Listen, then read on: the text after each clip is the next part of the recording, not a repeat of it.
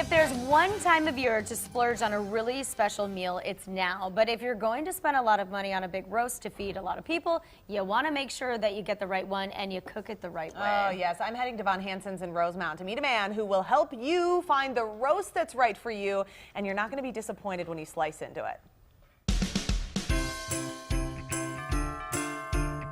We've all been in this position, right? You're standing at the meat counter, you're looking at all the options, and you're thinking, I don't really know what I need, how to cook it, what to do. Well, listen, today we're going to find out which roast is right for you. Let's go to the back.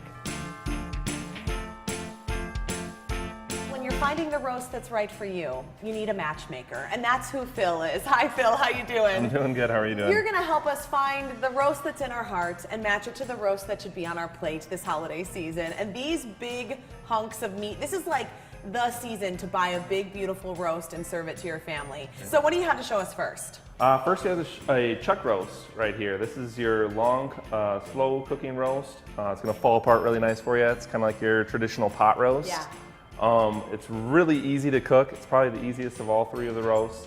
What I like to do, I like to put it in a Dutch oven, sear the roast on all sides, take the roast out, throw in some vegetables, onions, carrots, a little bit of celery, potatoes, Yum. and just put in the oven, 350, 6 hours, just let it roast. The rump roast is like your traditional slicing roast. A lot of people make like a roast beef au jus with it, or slice it thin for sandwiches. Italian beef, there's kind of all sorts of options. Really good. Yeah, so that's one that you kind of cook to temperature. I personally prefer my beef done medium rare, so it's really nice kind of pink center. That's going to be cooking to about an internal temperature of about 130, and then letting it rest for about 10 to 15 minutes after you're done cooking it. What's this next one? This is like the big guns when it comes to roasts. That is the big guns, yeah. So that's a boneless prime rib roast. Very, very common, very popular for holiday feasts. This is what we're having at Christmas at my house, yeah. Yeah, it turns out awesome. You carve off nice big steaks, presents beautifully. It's kind of the king of the roast, I guess you could say. So you say a boneless prime rib roast. What's the difference between the boneless and the bone-in? Why do people maybe like one or the other? Well, the boneless is going to be a lot easier to carve. You literally just take and cut straight through. Bone in, it does add a little bit of flavor. It's a little bit easier not to overcook, so that's nice. However, it's a little bit more difficult to carve just due to the bones. Okay, your favorite thermometer. I actually have kind of this same variety where I have one like this. I have the digital ones. What do you prefer? What's most accurate and how do you use it? Well, you kind of pay for what you get. Yeah. So accuracy, if you're off within a degree or two, you know, at the home cook, it's not really going to make too much of a difference. Yeah.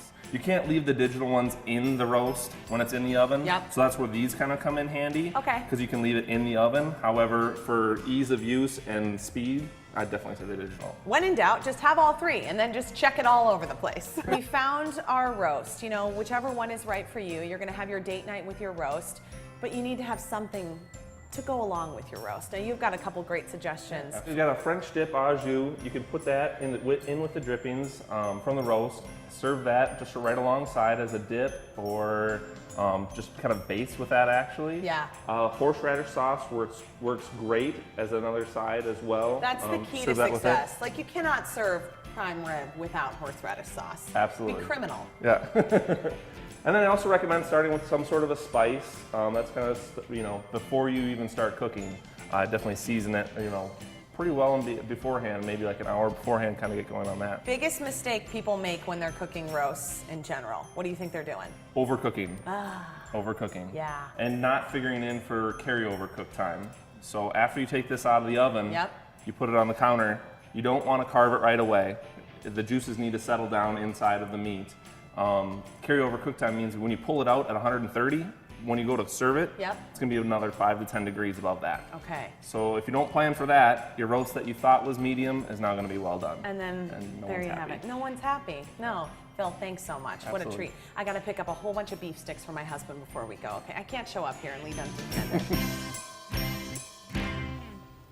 I get Jay the hot beef sticks. Yeah, you said he's obsessed with them, huh? Obsessed with them. That package is already gone. Gone. So you can pick up any of those roasts and dozens of other cuts of beef at one of Von Hanson's 23 Minnesota locations. I counted all of them today. I hope that's right. Yeah. For more advice on creating the right meal for your holiday gathering, just head to the Minnesota Beef Council's website. We're going to have a link on our website. It's TwinCitiesLive.com. And a big thanks to the Minnesota Beef Council for sponsoring Twin Cities Live. Go forth with your roast. Yes, do it.